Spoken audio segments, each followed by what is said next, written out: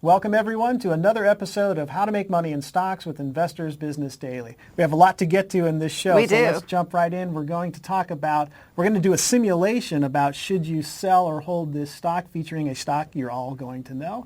And we're also going to take a look at how to spot the top ranked industry groups and the top rated stocks within those groups. Okay, but first let's take a look at the market.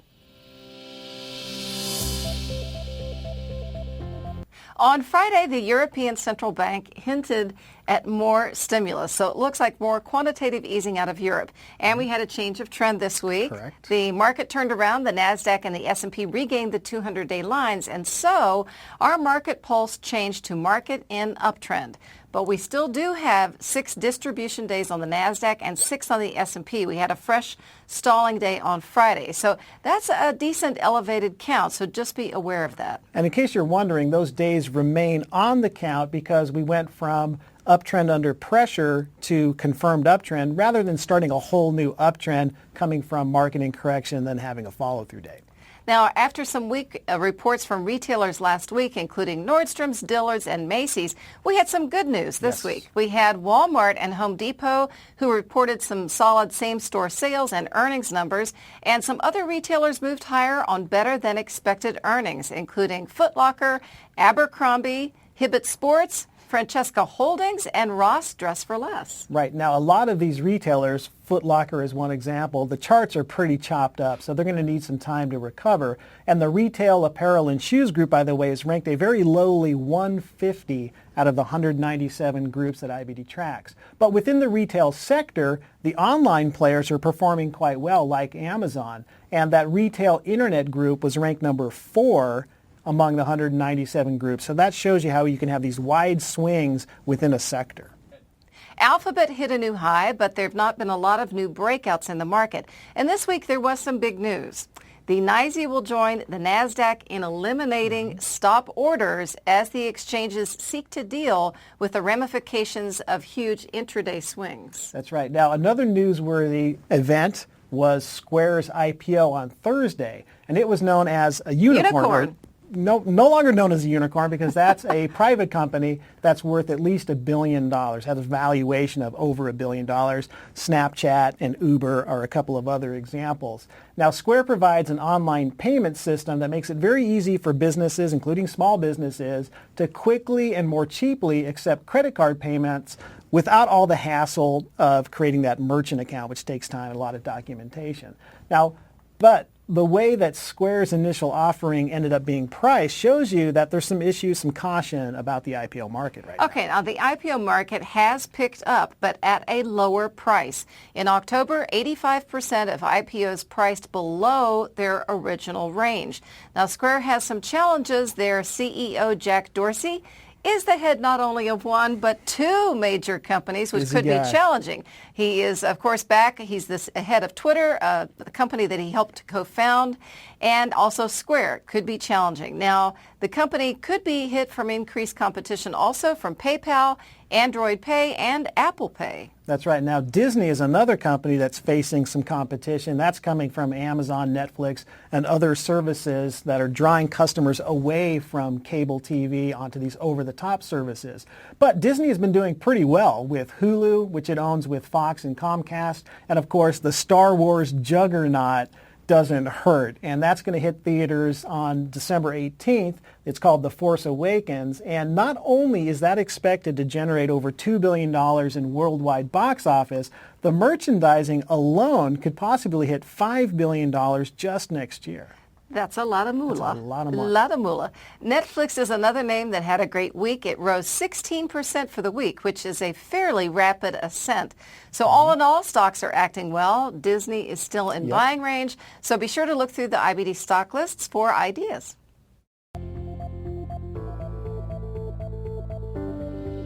It is time now for a round of would you sell or hold this stock? So play along at home. We're going to do a little simulation using Facebook as an example. Now, a lot of you may be familiar with its run and what the chart looked like, but do you remember what was going on at the time with the breakouts and what the stock, when the stock reported earnings? That's right. So let's take a look at the chart, and then we're going to come back a little bit later in the show and see how it all played out. The period we're looking at is January 24th, 2014. So it's just a few days before Facebook was going to report earnings on January 29th. Now, if you just bought the stock, you're not sitting on a gain, and we like to have a cushion going into earnings because anything can happen. So in this case, you were not sitting on a gain.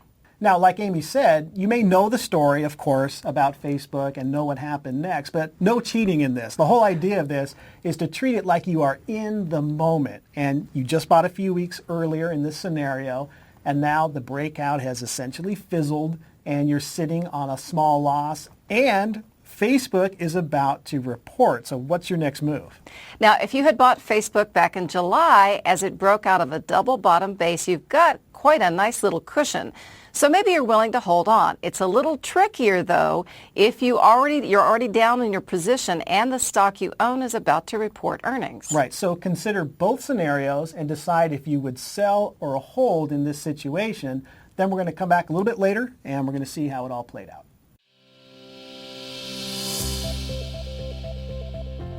Now, one of the keys to picking stocks is to look for the top names in the top-ranked industry group and to understand what trends are impacting those various industries. So today we're going to look at a feature that can help you do that.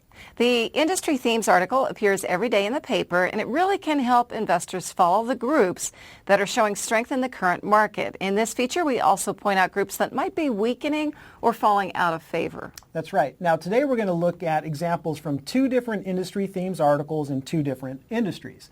And let's start with the home builders. This is from November 4th, and one major trend it addresses is interest rates. And it notes that the Fed Chair, Janet Yellen, said that when they do start hiking the rates, they're going to do it gradually, and it will not, at least in her opinion, affect the housing market. Now, in the article, Vincent Mao points out that housing reports for the month of September were not inspiring. New home sales tumbled 11.5% to an annual rate of 468,000, which badly missed views that were anticipated to be 549,000 units. And Vince also takes a look at how the leading home builder stocks had been performing at that time. Now, this is a current look at IBD Stock Checkup, and it shows you the top 5 names in that group, and they've performed pretty well recently, and the group itself ranks number 10 among the 197 groups that IBD tracked. Another one of our writers, Ed Carson, wrote an article about the housing market and did point out that tight supply, along with solid job growth and wage growth, should support home prices. Now, that's good for builders' profits margins, but it could be bad news for entry-level buyers. Now, LGI Homes focuses on entry-level homes. D.R. Horton and Lennar are expanding in the first-time market and move-up market as well. Another thing the Industry Themes does, besides just talking about the industry trends and things like that and the stocks that are in there, it talks about the chart action of those top stocks in the group. And here's a look at D.R. Horton, which I also covered this week in an IBD Stock Analysis article and video. It reported well last week, and it recaptured that 10-week line.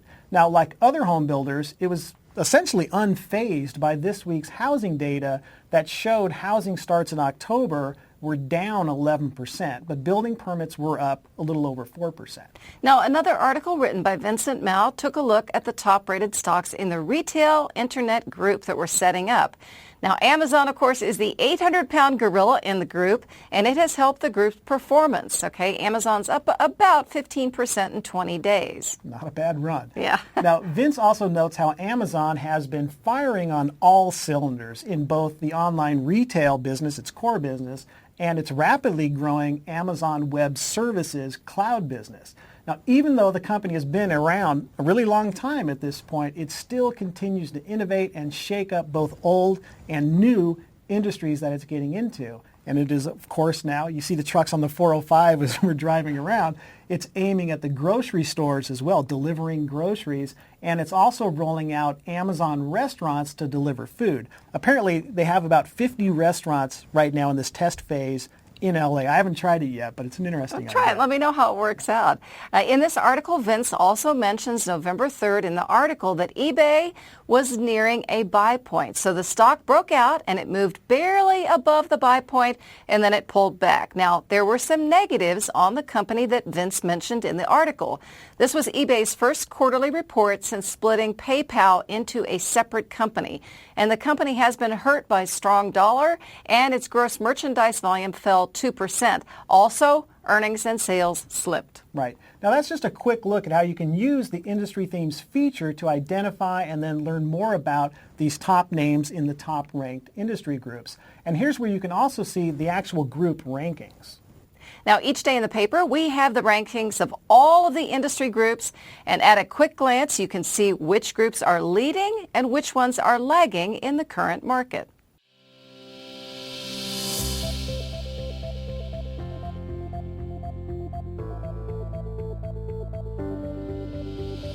How would you like an edge that helps you pick winning stocks faster?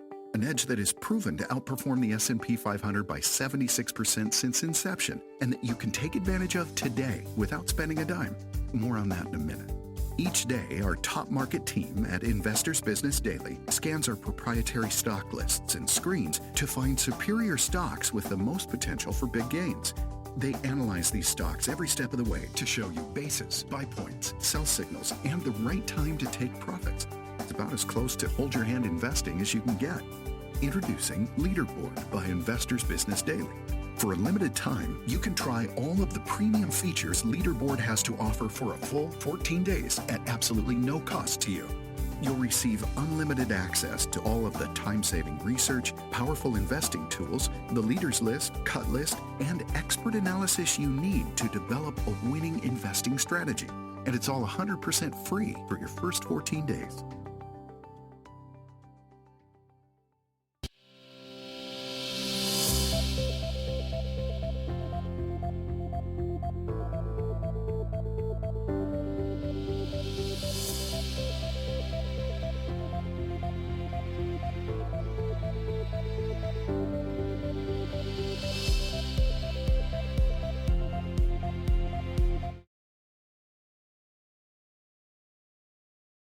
So what did you decide? How are you going to handle Facebook going into earnings? First of all, let's talk about the overall market. Now, we were under pressure at the time. We had 7 distribution days, and since most stocks follow the overall trend, Facebook had also pulled back some. Right, so the week before earnings were due, January 29th, 2014, Facebook pulled back and was a bit below the buy point in this most recent base. But it was still above the 10-week line, and volume was well below average, so it didn't look like the selling was particularly aggressive.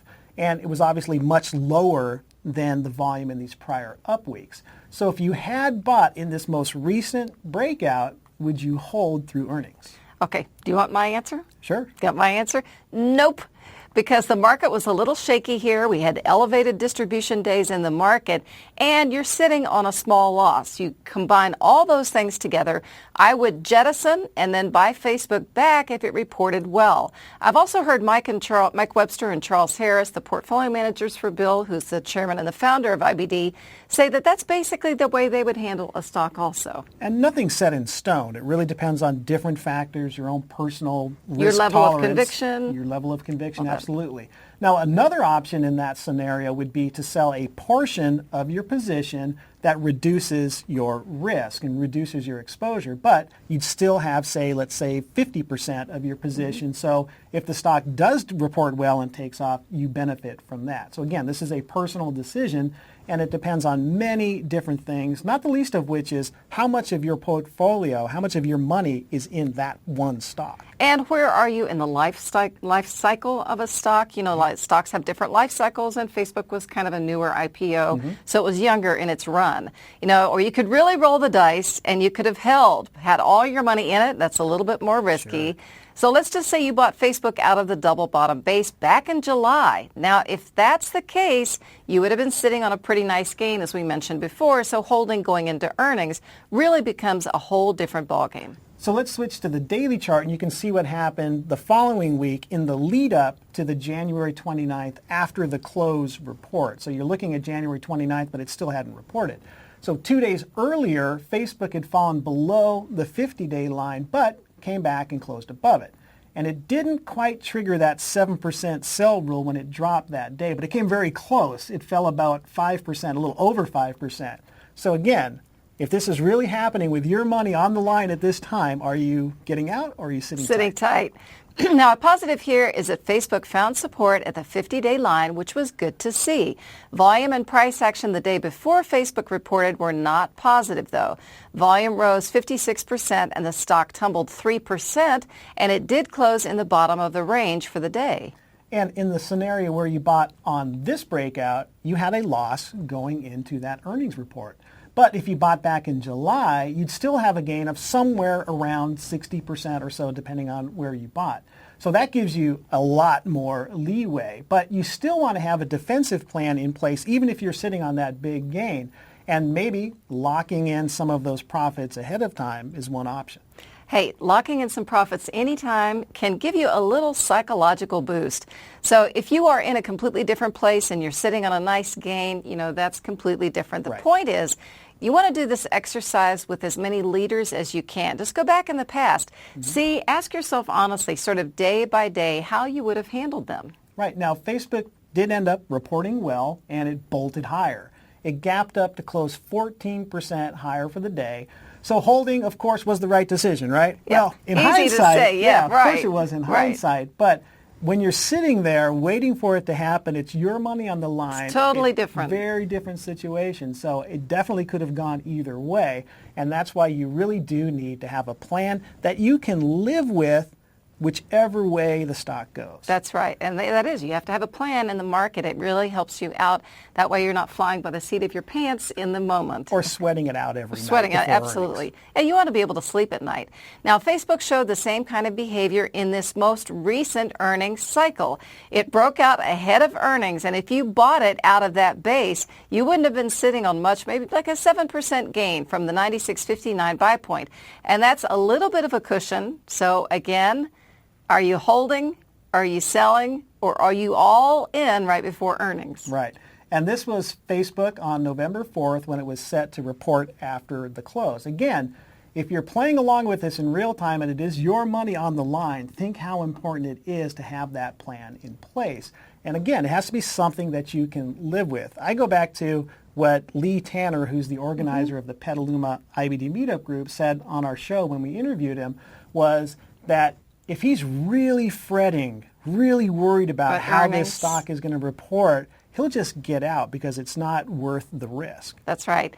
Now, Facebook gapped up November the 5th after reporting, although there was a little bit of stealth selling going into that breakout since the stock closed in sort of the mid to lower part of the range for the day. But on Friday the 13th, it took a rather nasty little pullback, although it did get support at the 21-day line. And then, of course, it did bounce a little bit from there. Right. Then on Monday, it fell during the day, but it rebounded nicely to close at the top of the range. And note the volume. It was 70% above average. That tells you that some big investors were stepping in to buy. And also note how that support came in above the buy point. That's another positive sign. So we hope you've enjoyed Would You Sell This Stock? It's a good exercise to do with some big winners to see how you might have handled them.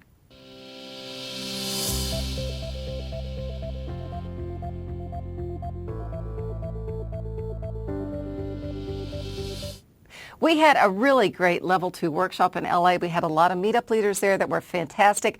I also got some gifts. I want to thank Surfer Pat so much at the Level 2 workshop. He brought me this book. It's called Jesse Livermore, Boy Plunger. This is a new book. It's by Tom Rubathon. So Surfer Pat, thank you so much. That was very kind. And then Michael gave me this book. This is called Wall Street, A History by Charles Geist. And these are just two very, very wonderful books. You guys, thank you so much for these gifts. Very, very nice. So again, thank you both. Very, very nice of you to bring me gifts. And that ties into the concept of being thankful. And so we want to wish you all a very happy Thanksgiving. And we will have a show on Saturday. It's going to be about Shark Tank, Tank. which we both enjoy quite a bit. We'll talk about how the concepts of Shark Tank and how they review entrepreneurs and their new businesses, how that applies to us as investors when we're trying to check out a stock. It absolutely does. Sure does. Have a great Thanksgiving, everybody. And we'll see you next week.